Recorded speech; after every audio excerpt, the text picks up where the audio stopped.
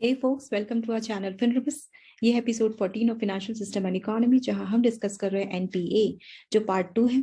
NPA का part 1 हम already discuss कर चुके हैं। आज के एपिसोड का प्रीव्यू है types of NPA, classification of NPA. फिर हम देखेंगे डाउटफुल एसेट की फर्दर क्लासिफिकेशन क्या है, स्पेशल मेंशन्ड अकाउंट क्या है और उसका फर्दर क्लासिफिकेशन हम डिस्कस करेंगे one by one. Okay, previous episode में हमने एनपीए के पार्ट 1 में हमने देखा था कॉन्सेप्ट ऑफ एनपीए, एनपीए क्या है। फिर हमने देखा था ऐसे कौन कौन से वेज हैं जिससे एनपीए बढ़ते हैं, ऐसे कौन कौन से फैक्टर्स हैं जो एनपीए को बढ़ाने के लिए लीड रोल प्ले करते हैं। फिर ऐसे हमने करंट सिचुएशन देखी थी एनपीए की।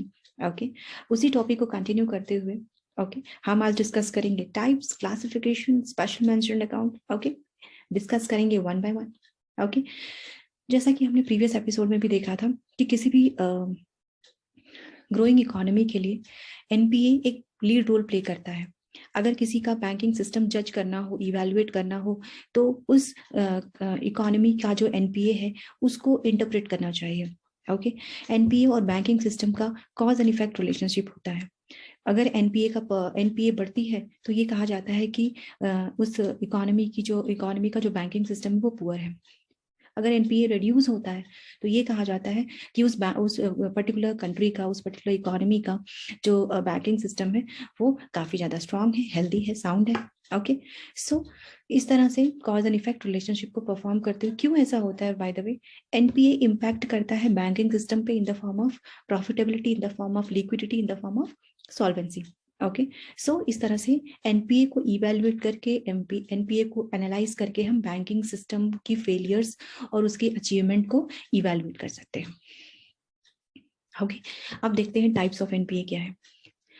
वैसे देखा जाए तो प्रीवियस एपिसोड में हमने डिस्कस किया था कि टाइप्स ऑफ एनपीए में जैसे कि टर्म लोन है, एडवांसेस, ओके, फिर कैश क्रेडिट है, बैंक ओडी है, bank overdraft. Okay, apart from that agricultural loan है जिसकी कैटेगरी अलग है। ओके, फिर और भी बहुत सारे बिल रिसीवेबल्स हैं। इस तरह के अलग अलग टाइप्स ऑफ एनपीएस होते हैं, लोन होते हैं। ओके, सो लेकिन ये जो टाइप्स ऑफ एनपीए है ये लोन एसेट के पे बेस्ड है। जैसे कि sum total of all loan asset, किसी भी बैंकिंग कंपनी के लिए जो सारे एनपीएस का टोटल है वो ग्रॉस एनपीए कहलाता है। ओके, नेट एनपीए क्या होता है? नेट एनपीए होता है जो ग्रॉस एनपीए से जो एक्चुअली में हमें नहीं आने वाला है, जो एनपीए हो गया है, ओके, प्रोविजंस को डिडक्ट करते हैं जिसमें, वो कहलाता है net NPA. Okay, gross NPA actual loss नहीं होता है बैंकिंग कंपनी का, लेकिन नेट एनपीए एक्चुअल लॉस होता है। ओके, अब एनपीए को फर्दर क्लासिफाई किया गया है 3 कैटेगरी में। अच्छा, ये कैटेगरी बेस्ड है according to the overdue amount, overdue period।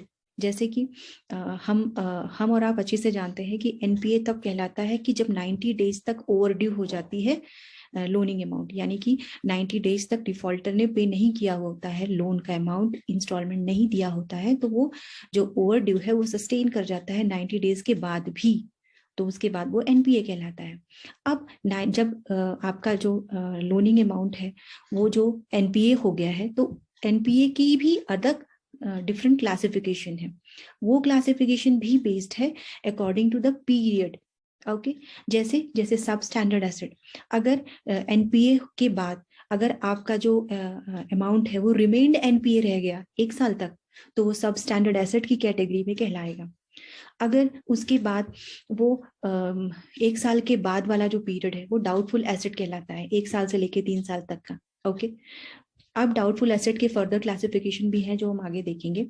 Loss asset ऐसी कैटेगरी होती है जिसमें बैंक ये मान लेती है कि अब ये इसके पैसे नहीं रिकवर होने वाले हैं। ओके, सो इस तरह से क्लासिफाई किया जाता है सब स्टैंडर्ड एसेट, डाउटफुल एसेट और लॉस एसेट को।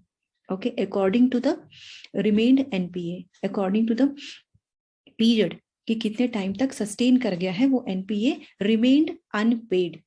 ओके, नाउ डाउटफुल एसेट जो हमने सेकेंड कैटेगरी डिस्कस की थी, डाउटफुल एसेट की फर्दर क्लासिफिकेशन है, वो भी डिपेंड करती है पीरियड पे कि कितने टाइम तक ओवरड्यू रह गया एनपीए।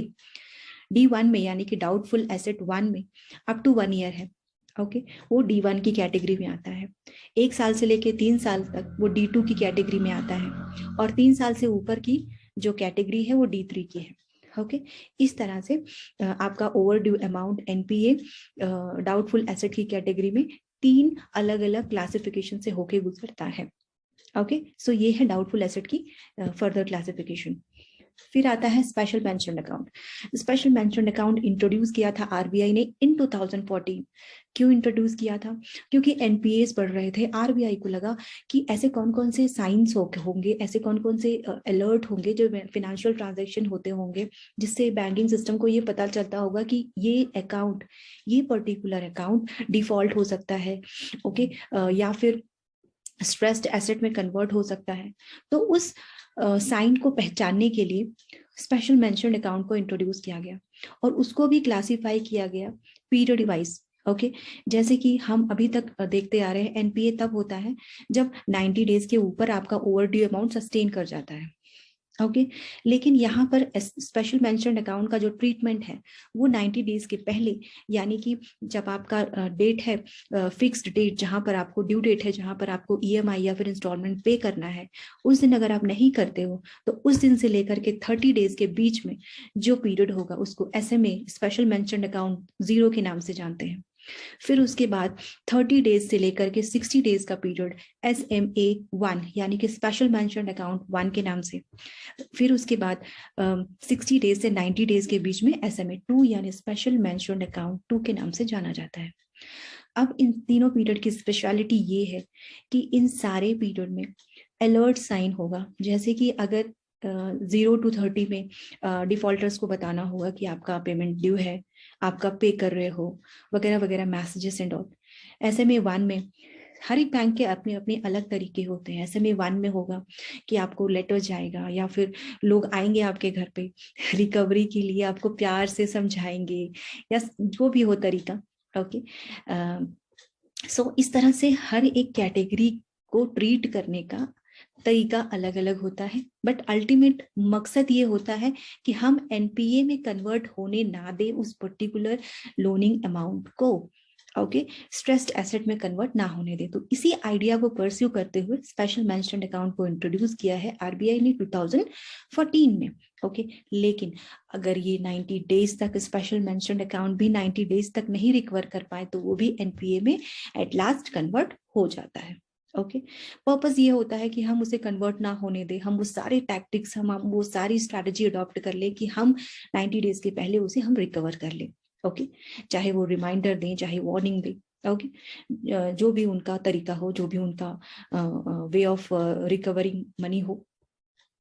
ओके सो इस तरह से स्पेशल मेंशन अकाउंट के थ्रू हम एनपीए से पहले, स्ट्रेस्ड एसेट को कन्वर्ट होने से पहले हम रिकवर करने की कोशिश करते हैं according to RBI guidelines. Okay so इस एपिसोड में हमने क्या क्या देखा? इस एपिसोड में हमने डिस्कस किया types of NPA, classification of NPA, हमने देखा डाउटफुल एसेट्स की फर्दर क्लासिफिकेशन, हमने स्पेशल मेंशन अकाउंट देखे और उसकी फर्दर क्लासिफिकेशन देखी। ओके फिर हम प्रीवियस एपिसोड में हमने एनपीए के पार्ट 1 में कॉन्सेप्ट देख ही लिया था, वेज भी देख लिए थे, फैक्टर्स भी देख लिए थे, करंट सिचुएशन भी देख ली थी। आगे आने वाले एपिसोड में हम डिस्कस करेंगे रिस्क। हम डिस्कस करेंगे ऐसी कौन कौन सी टेक्निक्स हैं, स्ट्रैटेजीज हैं जो हमने अडॉप्ट कर ली हैं, फायदा हुआ है नहीं हुआ है उस पर कमेंट नहीं करेंगे। लेकिन अभी की जो सिनारियो है वो हमें ये बताती है कि एनपीए थोड़ा तो स्लाइट रिलीफ मिला है हमें एनपीए से। किस स्ट्रैटेजी के थ्रू मिला है ये हम आगे आने वाले एपिसोड में डिस्कस करेंगे। ओके टिल देन आप फिनरबिस की series financial system and economy को रिवाइज करते रहे। Okay like share and subscribe करते रहे। Okay thank you so much.